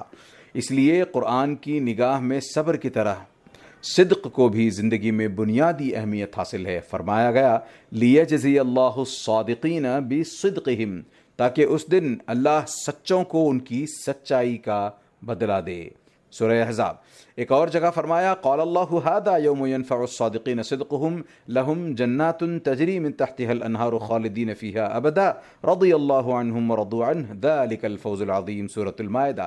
اللہ کہے گا یہ وہ دن ہے کہ سچوں کو ان کی سچائی نفع دے گی، ان کے لیے ایسے باغ ہیں جن کے نیچے نہریں بہہ رہی ہوں گی، ان میں وہ ہمیشہ رہیں گے۔ اللہ ان سے راضی ہوا اور وہ اس سے راضی ہوئے، یہی سب سے بڑی کامیابی ہے۔ اب آپ غور کریں کہ روزہ کس طرح آدمی کے اندر ان سارے اوصاف کو پیدا کرتا ہے اور انہیں قوت بخشتا ہے جو سیرت و کردار کا لازمی جز ہیں، جن کے بغیر ہم نفس کی بلندی اور اس کی بالیدگی کا تصور نہیں کر سکتے۔ رمضان میں روزہ رکھ کر مومن اپنے اس یقین کا اظہار کرتا اور اسے قوت بخشتا ہے کہ اس کا اللہ پر ایمان ہے، وہ اس کے کسی حکم کی خلاف ورزی نہیں کر سکتا، کیونکہ اللہ کی نافرمانی اسے قیامت کے روز کہیں کا نہیں رکھے گی، پھر تو اللہ کا غضب ہی اس کے حصے میں آئے گا۔ رمضان میں روزہ رکھ کر اور بھوک پیاس برداشت کر کے اپنے اندر وہ صفت پیدا کرتا ہے جسے صبر کہتے ہیں۔ پیغمبر اسلام نے بھی رمضان کو شہر الصبر یعنی صبر کا مہینہ کہا ہے۔ اس مہینے کی راتوں میں قیام کا یعنی نماز کا خاص اہتمام کیا جاتا ہے۔ اس سے ایک طرف تو اللہ سے رشتہ مضبوط ہوتا ہے، دوسری طرف اس سے انسان کے اندر مشقتوں کو برداشت کرنے کی قوت پیدا ہوتی ہے۔ صبر اور صدق میں گہرا ربط و تعلق ہے۔ صبر کے بغیر سچائی پر قائم رہنا ممکن نہیں، چونکہ روزے کا تعلق عمل سے ہے، اس لیے اس کے ذریعے سے آدمی کے اندر جو وصف ابھرے گا وہ معتبر ہوگا۔ روزہ دار لوگوں سے چھپ کر نہیں کھا پی سکتا، وہ جانتا ہے کہ اس کا روزہ اللہ کے لیے ہے، جس سے وہ اپنی چوری نہیں چھپا سکتا۔ اسی طرح روزہ آدمی کو ہر قسم کے فریب اور مکر سے بچا کر اسے ایک صادق اور سچا بندہ بناتا ہے۔ پھر یہ روزہ آدمی کے خفیہ شعور کو بیدار کرتا ہے اور اس کے احساسات کو لطافت عطا کرتا ہے، جس کی وجہ سے اس کے اندر فطری طور پر اپنے بھائیوں سے تعلق پیدا ہوتا ہے جو اس کے ساتھ روزہ رکھتے ہیں اور اللہ کی طرف متوجہ ہوتے ہیں۔ ان میں مسکین اور ضرورت مند بھی ہوتے ہیں، ان کے لیے دل میں ہمدردی کا جذبہ ابھرنا ایک فطری بات ہے، آدمی کو ان کی مدد کرنے میں خوشی ہوتی ہے۔ قرآن کے مطابق روزے سے آدمی کے اندر تقویٰ کی صفت پیدا ہوتی ہے، اس کے اندر سے بے پرواہی جاتی رہتی ہے، اسے ہوش مندی اور ذمہ داری کے احساس کے ساتھ جینا آ جاتا ہے۔ قرآن میں صاف الفاظ میں ارشاد ہے یا ایھا الذین آمنوا کتب علیکم الصیام کما کتب علی الذین من قبلکم لعلکم تتقون۔ سورہ بقرہ آیت نمبر 183۔ اے ایمان والو، تم پر روزے فرض کیے گئے ہیں جیسے تم سے پہلے لوگوں پر فرض کیے گئے تھے تاکہ تم تقویٰ حاصل کر سکو۔ یعنی تم پر روزے اس لیے فرض کیے گئے تاکہ غفلت دور ہو سکے، تمہارے اندر ہوش مندی کی صفت پیدا ہو جائے، تمہارا ذوق اتنا ستھرا اور لطیف ہو جائے کہ تمہیں یہ سمجھنے میں دیر نہ لگے کہ کیا صحیح ہے اور کیا غلط، کس طرز عمل کے اختیار کرنے میں اصل فائدہ ہے اور کون سا طرز عمل اخلاقی موت ہے۔ اس لیے نبی کریم صلی اللہ علیہ وسلم نے فرمایا من صام رمضان ایمانا واحتسابا غفر له ما تقدم من ذنبه۔ بخاری و مسلم۔ جو شخص رمضان کے روزے ایمان اور احتساب کے ساتھ رکھے اس کے سب پچھلے گناہ معاف کر دیے جاتے ہیں۔ روزے میں اللہ اور اللہ سے ملاقات کا عقیدہ تازہ رہے اور اس سے اصلاً اللہ کی رضا مطلوب ہو، یہی ایمان اور احتساب ہے۔ یہ ایمان اور احتساب در حقیقت روزے ہی کا ایک حصہ ہے۔ اس کی وجہ سے روزہ شعوری اور حقیقی ہو جاتا ہے، محض رسمی نہیں رہتا۔ ایسے روزے میں یہ وصف ہوتا ہے کہ آدمی گناہوں سے پاک ہو جائے، برائی کے اثرات اور کثافت اس سے بالکل دور ہو جائے۔ پھر روزہ صرف گناہوں ہی کو نہیں مٹاتا بلکہ اس کے اندر یہ وصف بھی پیدا کرتا ہے، یہ وصف بھی پایا جاتا ہے کہ وہ ہر طرح کے گناہ اور ظلم اور نافرمانی کے کاموں سے روک دے۔ اس لیے نبی کریم صلی اللہ علیہ وسلم فرماتے ہیں من لم يدع قول الزور والعمل به فليس لله حاجة في ان يدع طعامه وشرابه، بخاری۔ جس نے جھوٹ بولنا اور اس پر عمل کرنا نہ چھوڑا تو اللہ کو اس کی کوئی ضرورت نہیں کہ وہ روزہ رکھ کر اپنا کھانا پینا چھوڑ دے۔ خود قرآن میں روزے کے آداب و ضوابط بیان کرتے ہوئے فرمایا گیا وَلَا تَأْكُلُوا أَمْوَالَكُمْ بَيْنَكُمْ بِالْبَاطِلِ وَتُدْلُوا بِهَا إِلَى الْحُكَّامِ لِتَأْكُلُوا فَرِيقًا مِّنْ أَمْوَالِ النَّاسِ بِالْإِثْمِ وَأَنْتُمْ تَعْلَمُونَ، سورہ بقرہ آیت نمبر 188۔ اور اپنے مال غلط طریقے سے نہ کھاؤ اور نہ انہیں حاکموں کے آگے لے جاؤ کہ حق مارے ہوئے لوگوں کے کچھ مال حق تلفی کر کے جانتے بوجھتے کھا سکو۔ روزے سے جیسا کہ عرض کیا گیا انسان کی ایسی تربیت مقصود ہے کہ وہ نفسانی خواہشات اور جسمانی حوائج کا غلام بن کر نہ رہے۔ انسان کی مادی ضروریات بھی ہوتی ہیں، اس سے انکار نہیں، لیکن یہ ضروریات اس لیے نہیں ہیں کہ انسان انہی کے حصول کو زندگی کا اصل مقصود قرار دے اور پھر جائز و ناجائز اور حرام و حلال کی تمیز کوئی باقی نہ رہے اور اس پر ایسی دیوانگی طاری ہو جائے کہ وہ عدل و انصاف، اخوت و ہمدردی اور غم خاری اور مروت سب کو بالائے طاق رکھ دے اور ایک خود غرض حیوان بن کر زندگی گزارنے لگے۔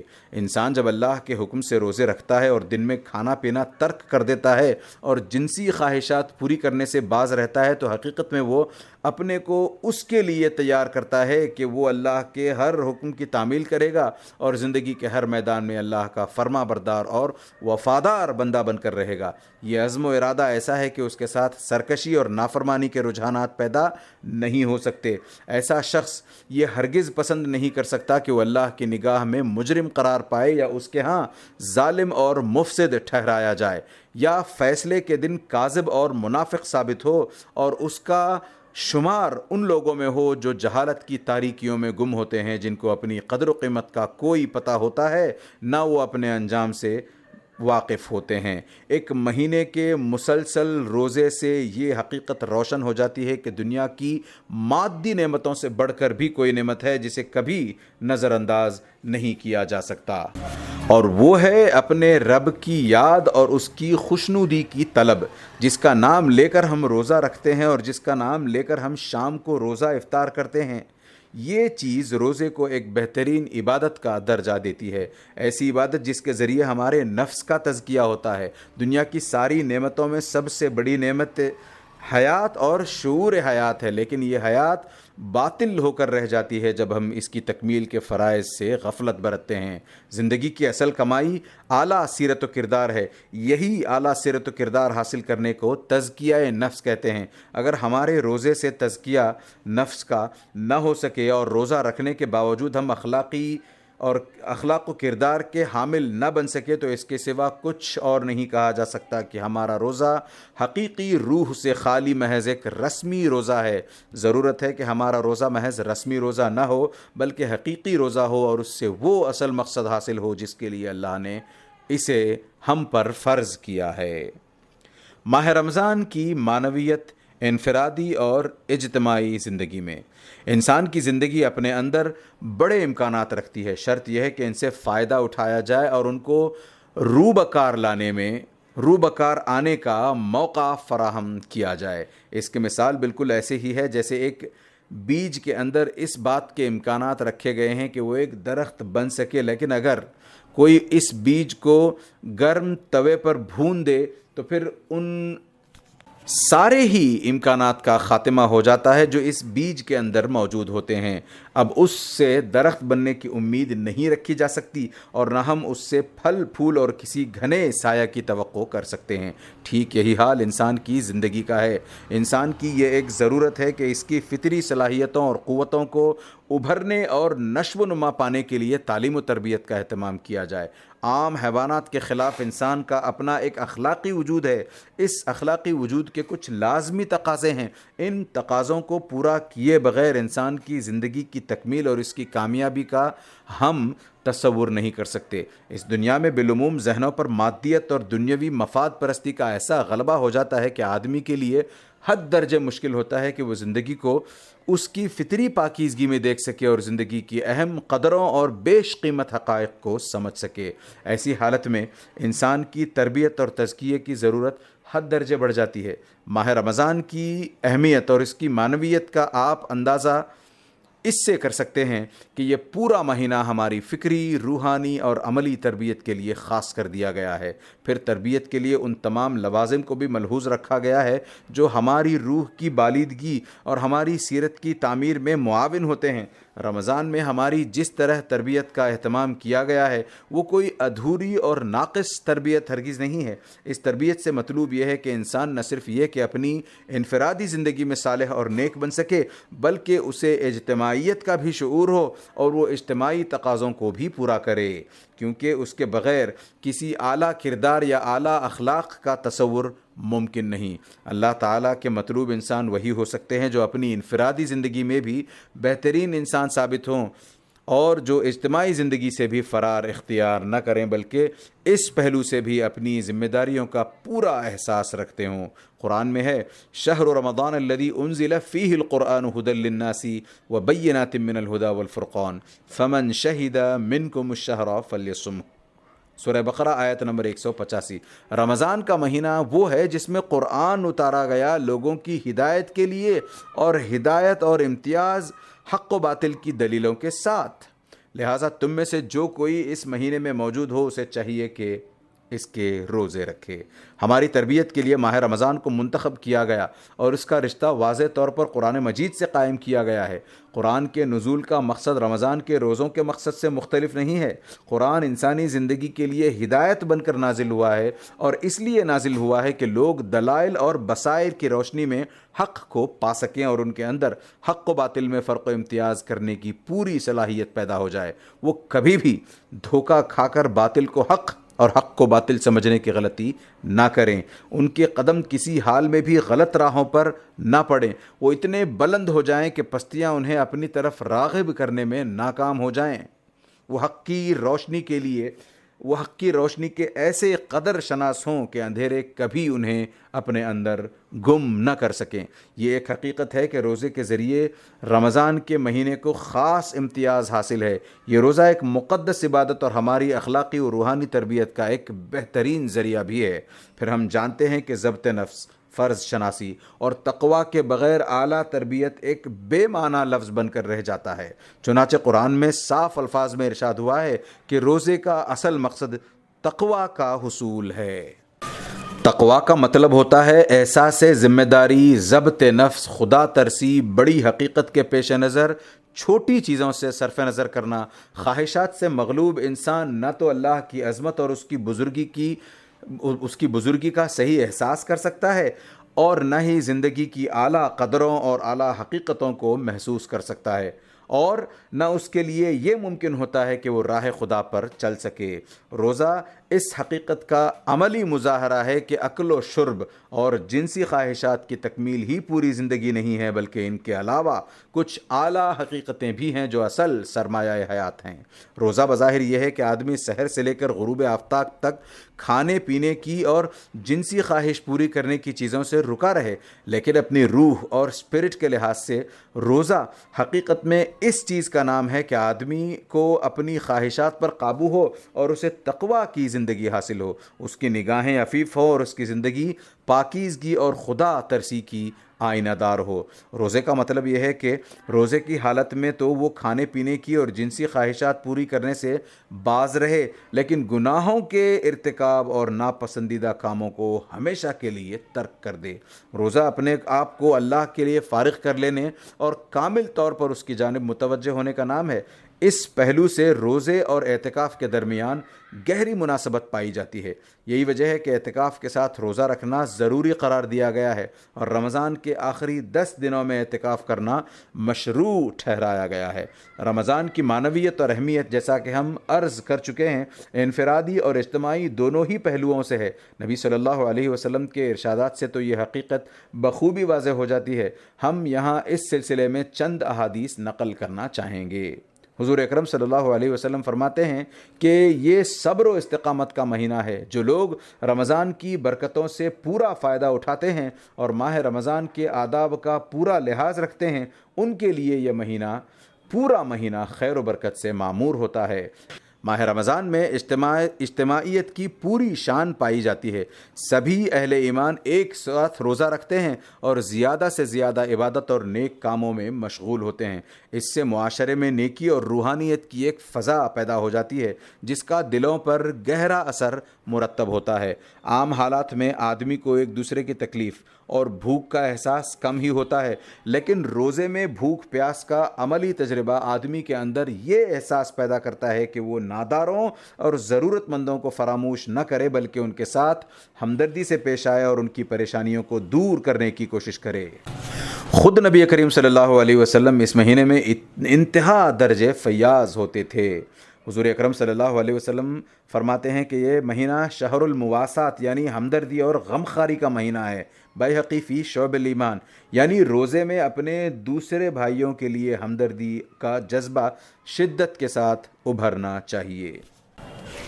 آپ فرماتے ہیں کہ جو کوئی روزے دار کو پیٹ بھر کر کھانا کھلائے، اللہ اسے میرے حوض سے اسی طرح سیراب کرے گا کہ اس کو پیاس بالکل نہیں لگے گی یہاں تک کہ وہ جنت میں داخل ہو جائے گا۔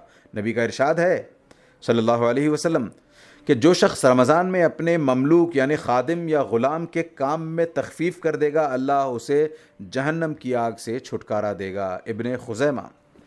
آدمی اگر ماہ رمضان کی آمد سے واقعتاً فائدہ اٹھائے تو وہ اسے اس مقام پر کھڑا کر دے گا کہ اسے ہمہ وقت اپنی ذمہ داری کا احساس ہوگا، پھر تو اس کے شب و روز غفلت اور بے پرواہی میں بسر نہیں ہو سکتے۔ وہ اللہ کا قرب حاصل کرنے میں کامیاب ہوگا اور بندگان خدا یعنی انسانوں کے حقوق ادا کرنے والا اور ان کا خیر خواہ اس سے بڑھ کر کوئی دوسرا نہیں ہو سکتا۔ عید الفطر کس لیے؟ تہوار کا اصل تعلق انسان کے جذبات، خاص طور سے اس کے جذبہ مسرت سے ہوتا ہے۔ یہ جذبہ جتنا زیادہ گہرا اور معنویت کا حامل ہوگا، تہوار کی بھی قدر و قیمت اتنی ہی زیادہ ہوگی۔ خوشی اور مسرت کے بغیر کوئی بھی سماج یا معاشرہ زندہ نہیں رہ سکتا، اس لیے تہوار اور سماجی زندگی میں چولی دامن کا ساتھ تسلیم کیا جاتا ہے۔ ایک خوشی یا مسرت تو وہ ہے جو محض کسی خاص شخص یا فرد سے تعلق رکھتی ہے، دوسرے لوگوں کا اس سے کوئی تعلق نہیں ہوتا۔ اس کے برعکس ایک مسرت یا خوشی وہ ہو سکتی ہے جو زیادہ سے زیادہ لوگوں کے درمیان مشترک ہو۔ تہوار کا رشتہ اس دوسری قسم کی خوشی سے ہے۔ اسی کو پائیدار اور مستحکم شکل دینے کے لیے تہوار وجود میں آیا ہے۔ چنانچہ تہوار میں مشترک جذبات اور مشترک مسرتوں کا اظہار کیا جاتا ہے، سب مل کر خوشی مناتے ہیں۔ یہ چیز لوگوں کے اندر اجتماعی روح پیدا کرتی ہے اور تہوار اسے بارہا تازگی بخشتا رہتا ہے۔ وہ جذبات و احساسات جو کسی تہوار کی روح کی حیثیت رکھتے ہیں، ان کا تعلق یا تو کسی شخصیت سے ہوتا ہے یا کسی خاص ملک اور موسم سے، یا پھر اس کا رشتہ کسی خاص تاریخی واقعے سے ہوتا ہے، یا پھر اس کے پیچھے محض کوئی روایت یا اوہام پرستی کام کر رہی ہوتی ہے۔ اسلام ایک آفاقی اور عالمگیر مذہب ہے، اس لیے اس کے دیگر احکام کی طرح اس کے تہواروں میں بھی آفاقیت اور عالمگیریت کی شان پائی جاتی ہے۔ اسلام کسی ایسے نقطہ نظر کا روادار نہیں جو کسی تعصب اور تنگ نظری پر مبنی ہو یا جو فرقہ پرستی اور تعصب کا سبب بن سکتا ہو۔ اسلام نے ساری ہی انسانیت کے لیے مشترک اہمیت رکھنے والی روایات اور جذبات کو اہمیت دی ہے۔ عید الفطر اسلام کا ایک اہم تہوار ہے۔ یہ تہوار ایک ایسے موقع پر منایا جاتا ہے جب لوگ رمضان کے مہینے بھر کے روزوں اور تراویح اور تلاوت قرآن وغیرہ اہم تربیتی اور روحانی پروگراموں کو پورا کر کے فارغ ہوئے ہوتے ہیں۔ قرآن سے معلوم ہوتا ہے کہ رمضان کے روزوں کی بڑی اہمیت ہے۔ ان روزوں کو پورے شعور کے ساتھ رکھنا اتنے بڑے شرف کی بات ہے کہ عام طور پر لوگ اس کا تصور بھی نہیں کر پاتے۔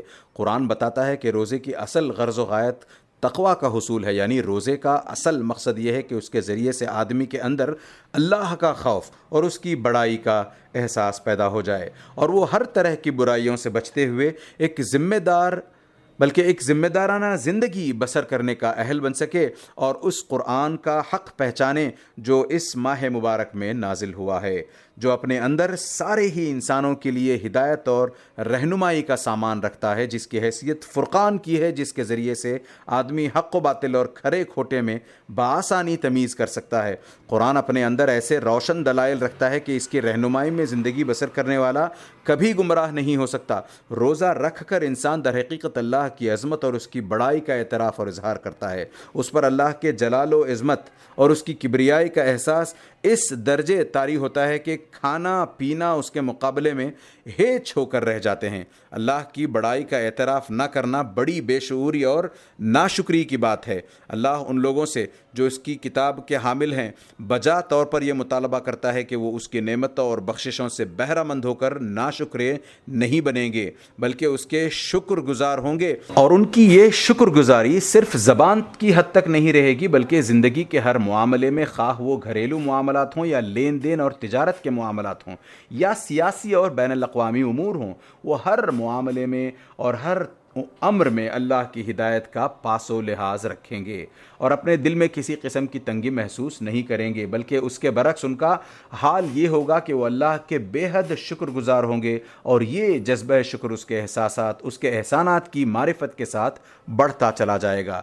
یہ جذبہ کبھی سرد نہیں پڑے گا، اس لیے کہ یہ اس ہستی کی نوازشوں کے سبب پیدا ہوا ہے جس کی نوازشیں کبھی ختم ہونے والی نہیں ہیں۔ رمضان میں آدمی کی جو تربیت ہوتی ہے، عبادات کے ذریعے سے اس کے شعور میں جو پاکیزگی آ جاتی ہے، اس سے اس کی شخصیت کی جو تعمیر ہوتی ہے، اس کے اخلاق و کردار کو جو قوت حاصل ہوتی ہے اور اس کی روح کو جو بالیدگی حاصل ہوتی ہے، وہ ایک ایسی نعمت ہے کہ اس پر ہزار خوشیاں نثار کی جا سکتی ہیں۔ ہوا، پانی، غلہ اور معیشت کے دیگر ذرائع، یعنی یقیناً یہ ساری چیزیں اللہ کا فضل اور اس کا احسان ہی ہیں، لیکن ہم سب جانتے ہیں کہ یہ نعمتیں محض انسان کے جسمانی وجود کے لیے ہیں، جبکہ قرآن اور اس سے ملنے والی ہدایات ایسی نعمتیں ہیں جو انسان کی روح اور اس کے اخلاق کے لیے ہیں۔ یہ ایک حقیقت ہے کہ اللہ کی طرف سے رہنمائی کا یہ سارا سامان انسانیت کے لیے نعمت عظمیٰ ہے۔ اس نعمت کا پورا شعور اس وقت ہوتا ہے جب اس کے فیض سے ایک پاکیزہ زندگی حاصل ہوتی ہے، اللہ کے عطا کردہ اصول و ضوابط پر انسانی تہذیب کی تعمیر ہوتی ہے، دنیا کو امن و امان میسر آتا ہے، قلوب چین پاتے ہیں اور حاجت مندوں کی حاجت روائی کا سامان ہوتا ہے۔ مختصر یہ کہ عید الفطر کا تہوار اس احساس کو ابھارتا ہے کہ ہم کو جو چیز ملی ہے وہ غیر معمولی ہے۔ یہ تہوار مشترک خوشیوں اور مشترک جذبات کے اظہار کا تہوار ہے، چنانچہ اسے دنیا کے سارے ہی مسلمان مناتے ہیں، خواہ ان کا تعلق کسی بھی رنگ اور نسل سے ہو۔ سب ہی اس بات پر اللہ کا شکر بجا لاتے ہیں کہ انہیں اس کی توفیق ملی کہ انہوں نے اللہ کی عظمت اور اس کی بڑائی کے اظہار کو اپنی زندگی قرار دیا اور اس کا تقوی اختیار کرنے کے لیے کوشاں رہے، رمضان کے روزے رکھے اور اپنے سجدوں کے ذریعے سے اللہ کی عظمتوں کے مقابلے میں اپنی نفی کرتے رہے، اور اس احساس کو زندہ رکھا کہ اللہ کی بڑائی کے آگے ہر بلند چیز فی الواقع پست ہے اور اس کی رضا اور خوشنودی کے مقابلے میں ہر شے ہیچ ہے۔ وہ اس پر شاکر رہے کہ اللہ نے اسے اپنی بڑائی اور عظمت کی آگے ہی بخشی اور اسے ان لوگوں میں شامل کیا جو اس کی عظمت کے معترف اور انسانیت کے غمخوار بن کر دنیا میں جینا چاہتے ہیں۔ خوشی اور مسرت کے اظہار کے جو مہذب طریقے ہوتے ہیں، عید الفطر میں انہی کو اختیار کرنے کا حکم دیا گیا ہے۔ ہمیں جن طریقوں سے روکا گیا وہ غیر شائستہ اور نامہذب طریقے ہیں، مثلا فحش قسم کے گانے، راگ رنگ، شراب نوشی اور گالی گلوچ۔ اس تہوار میں انہی رسوم کو روا رکھا گیا ہے جو فسق و فجور، بے حیائی اور ناشائستگی سے یکسر پاک ہیں۔ لطف و تفریح کو تہذیب کے دائرے میں رکھا گیا اور اس کی تاکید کی گئی کہ تہوار منانے میں سنجیدگی اور وقار ہرگز مجروح نہ ہو۔ عید الفطر ایسا تہوار ہے جسے ایک عبادت کی حیثیت حاصل ہے۔ اللہ کی حمد و ثنا اور تکبیر کو اس میں شامل فرمایا گیا ہے۔ یہ تہوار در حقیقت اظہار شکر کا تہوار ہے۔ عید الفطر کے موقع پر یہ پہلو پورے طور پر نمایاں نظر آتا ہے۔ اس تہوار کے موقع پر مرد، عورت اور بچے سبھی صبح کو غسل کرتے ہیں، اچھے سے اچھا کپڑا جو انہیں میسر ہو پہنتے ہیں، خوشبو لگاتے ہیں۔ اس کی تاکید ہے کہ اس خوشی کے موقع پر غریبوں اور ناداروں کو ہرگز فراموش نہ کیا جائے۔ صدقہ فطر واجب کیا گیا تاکہ کوئی شخص بھی معاشرے میں اس دن بھوکا نہ رہ جائے۔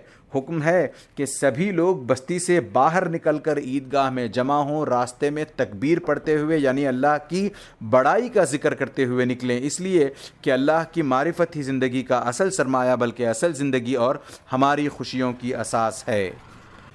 پھر یہ بھی حکم دیا گیا کہ جس راستے سے عیدگاہ آئیں اس کے بجائے دوسرے راستوں سے واپس ہوں تاکہ بستی کا ہر حصہ اللہ کے ذکر سے پرنور ہو جائے۔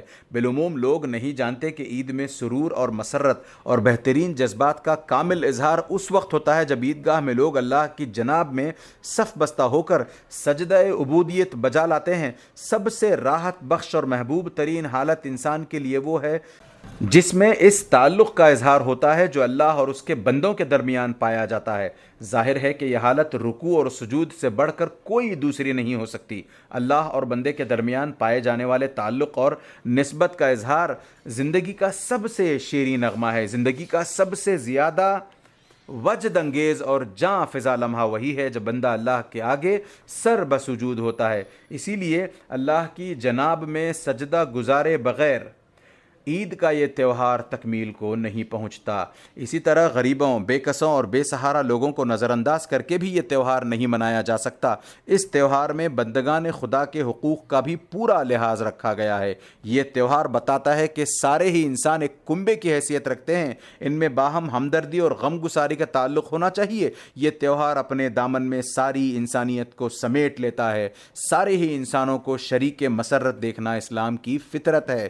عید الفطر کے ذریعے سے اسلام کی نمائندگی ہوتی ہے اور جاہلیت کی نفی ہوتی ہے۔ کاش ہم عید الفطر کی حقیقت اور اس کی معنویت کو سمجھ سکتے۔